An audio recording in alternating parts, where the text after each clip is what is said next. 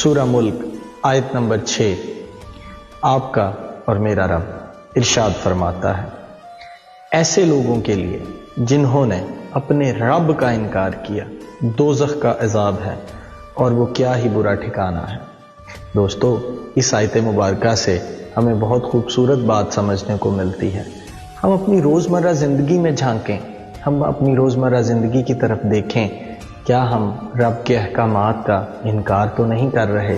اچھا، رب کے احکامات کا انکار کرنے سے مراد کیا؟ اس سے مراد ہم اپنے معاملات پر غور کریں۔ کیا میں کسی کے ساتھ ناانصافی تو نہیں کر رہا؟ کیا میں کسی کی چغلی تو نہیں کر رہا؟ کیا میں منافقت تو نہیں کر رہا؟ اس طرح کے جتنے منفی رویے جو ہیں، مجھے غور کرنے کی ضرورت ہے۔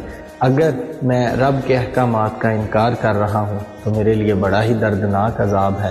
تو میرا رب مجھے کلام الہی کے ذریعے ساری باتیں بتا رہا ہے۔ تو دوستو، اس دن کوئی ہیلہ، کوئی حجت، کوئی بہانہ کام نہیں آئے گا۔